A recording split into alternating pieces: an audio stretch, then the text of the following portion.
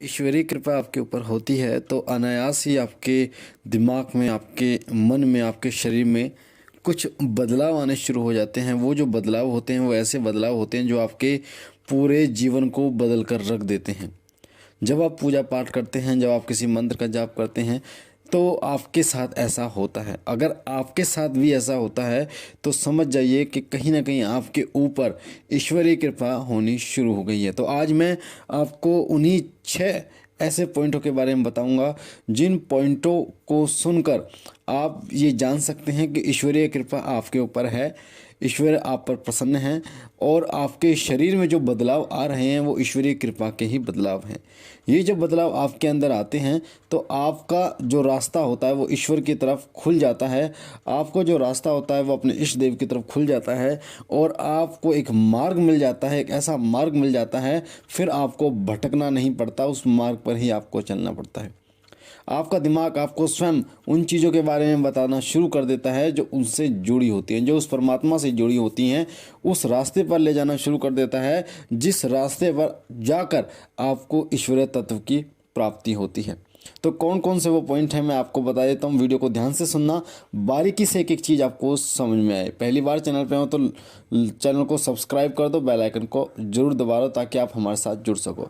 सबसे पहला पॉइंट होता है, जब आप ईश्वर की, अपने इष्ट देव की पूजा पाठ करते हैं तो सबसे पहले आपके अंदर जो बदलाव आता है वो आता है कि आपको ऐसा लगता है कि मैं ईश्वरीय नाम का गुणगान करता रहूँ, उनके नाम का बखान करता रहूँ, उनकी महिमा का बखान करता हूँ। जिस भी देवता को आप मानते हैं उन देवता के प्रति वो प्रेम, वो श्रद्धा आपके अंदर आ जाती है कि आपका मन करता है कि सदा उन्हीं के नाम में मैं मग्न रहूँ, उन्हीं के नाम को मैं लेता रहूँ, उनकी महिमा का गुणगान करता रहूँ। आपके आँखों के सामने आँखें बंद हो या आपकी आँखें खुली हों, वहीं आपको उनका ही चित्र आपको दिखाई देता है। आप जहाँ जा रहे हैं वहाँ पर भी आपको ऐसा ही दिखाई देता है कि वो आपके आसपास के मंदिर में वही विराजमान है। आप भेदभाव करना भूल जाते हैं और हर जगह पर आपको वही इष्ट देव नज़र आते हैं, आपको वही सर्वोपरि लगते हैं, सब कुछ आपके फिर वही हो जाते हैं। ये पहला पॉइंट होता है जब ईश्वरीय कृपा आपके ऊपर होती है।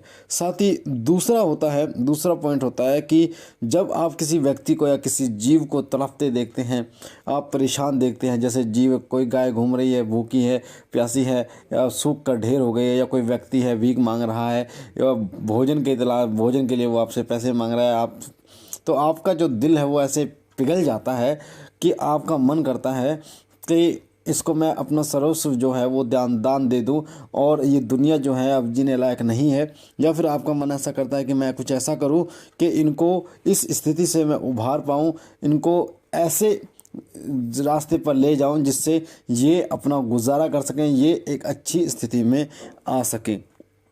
दूसरा पॉइंट, जब आपके ऊपर ईश्वरीय कृपा होती है तब किसी भी जीव को आप परेशान नहीं देख सकते, ना ही किसी व्यक्ति को आप परेशान देख पाते हैं। आपके मन में वो दया भाव उत्पन्न हो जाता है कि आप जीवों से, हर जीव से आप प्रेम करना शुरू कर देते हैं। तीसरा पॉइंट होता है वो होता है जब आप मंत्र जाप करते हैं। अगर आपने ये संकल्प किया है कि मुझे 3 माला करनी है, मुझे 5 माला करनी है, तो जैसे जैसे आप मंत्र जाप करते हैं वैसे वैसे आपका मन जो है वो अंदर से आनंदित हो जाता है, प्रफुल्लित हो जाता है और आपका मन जो है वो रोक नहीं पाता आपके हाथ को।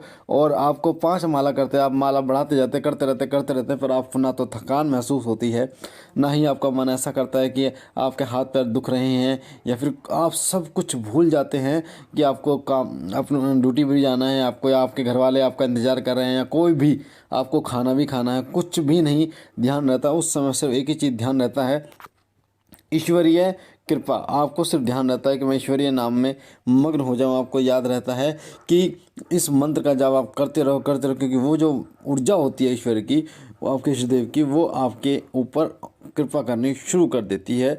तो ये तीसरा महत्वपूर्ण पॉइंट होता है जो बताता है कि ईश्वरीय कृपा आपके ऊपर होनी शुरू हो गई है। चौथा पॉइंट होता है कि जब आप लड़ाई झगड़े देखते हैं, किसी का एक्सीडेंट देखते हैं, या फिर कोई किसी की चुगली कर रहा है, कोई ज़मीन के लिए लड़ रहा है, कोई पैसे के लिए लड़ रहा है, तो उस समय आपका जो मन है वो इस दुनिया से वैराग्य होने को मन करता है। ऐसा मन करता है कि इस संसार को छोड़ दो, ये जो मोह माया है इस संसार को छोड़ दो।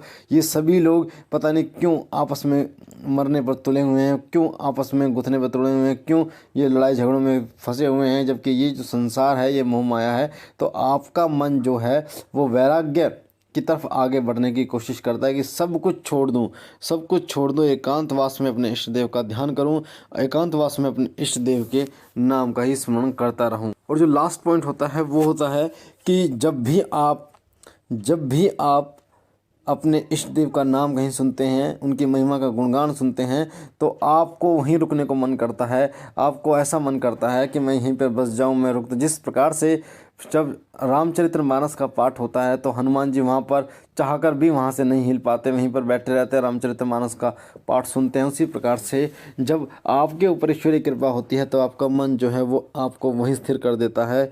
आप वहीं उसी जगह पर आप बैठने का मन करता है, कहीं और जाने का मन नहीं करता। आपका ईश्वरीय महिमा को सुनने का मन करता है, आपका ईश्वरीय भजन को सुनने का मन करता है, उनके नाम के गुणगान को सुनने का मन करता है। और जो भी इष्ट देवता को आप पूछते हैं, जो उनका प्रिय दिन होता है उस दिन, जैसे सोमवार को भगवान शिव का दिन होता है, मंगलवार को हनुमान जी का दिन होता है, बुधवार को गणेश भगवान का दिन होता है, वीरवार को भगवान विष्णु का दिन होता है, शुक्र को माता संतोषी या माता रानी का दिन होता है, शनिवार को शनिदेव महाराज का दिन होता है, रविवार को सूर्य भगवान का दिन होता है, या गुरु गोरखनाथ जी महाराज का दिन होता है। तो आपका जो मन है उनके दिन पर, उनके विशेष दिन पर ऐसा प्रफुल्लित हो जाता है, ऐसा आप आनंदित हो रहते हैं, पूरे दिन भर आनंदित आप रहते हैं। आपका मन करता है, ऐसा लगता है आपको जैसे पूरा दिन जो है वो ईश्वरीय कृपा से भरा हुआ है, पूरा दिन ईश्वरीय गुणगान चल रहा है। आपको ऐसा लगता है कि उस दिन आप इस दुनिया से किसी अलौकिक दुनिया में पहुंच गए हैं और आपके इष्ट देव आपके साथ हैं। ऐसी अवस्था जब आपकी आ जाती है तो इष्ट देव की कृपा आपके ऊपर आनी शुरू हो जाती है। और आप जो अगला पॉइंट है वो है, आप चाहकर भी गुस्सा नहीं कर पाते। आपका गुस्सा पता नहीं कहाँ गायब हो जाता है। आप खुद को विश्वास नहीं होता कि ऐसा भी होता है।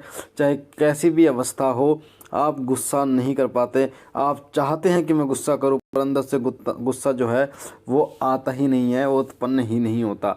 वो ईश्वरीय कृपा ही होती है जो आपके शरीर में, आपकी आत्मा में इतने सारे बदलाव लेके आती है कि आपका पूरा जीवन बदल जाता है। मैं आपको बता दूं, ईश्वरीय कृपा जब आपको मिलती है तो आपका आध्यात्मिक जीवन तो बदलता ही है, साथ साथ में आपका जो भौतिक जीवन है जो आप जी रहे हैं इस मृत्यु लोक में, वो जीवन भी पूर्ण रूप से वो जीवन आपका बदल जाता है। और आप ईश्वरीय कृपा, ईश्वरीय गुणगान में लग जाते हैं। आपने बहुत सारे लोगों को देखा होगा जो पहले नौकरी किया करते थे, जो पहले कुछ भी किया करते थे, उनके साथ कुछ ऐसी घटनाएं घटित हुई कि वो ईश्वरीय कृपा में रख गए। आप वृंदावन जाइए, वृंदावन में आपको बहुत सारे ऐसे लोग मिल जाएंगे, साध्वी मिल जाएंगे, साधक मिल जाएंगे, जिनका पूरा जीवन जो है वो बांके बिहारी लाल ने बदल दिया है, भगवान कृष्ण ने बदल दिया है। उन्होंने दर्शन देकर उनके साथ ऐसी ऐसी घटनाएं घटित हुई हैं जो खुद बयान आपको करेंगे। तो आपको बहुत सारे लोग ऐसे मिल जाएंगे। तो ईश्वरीय कृपा जब आपके पास होती है, आपके ऊपर होती है, तो ऐसे अनुभव, ऐसे बदलाव आपके अंदर आने शुरू हो जाते हैं।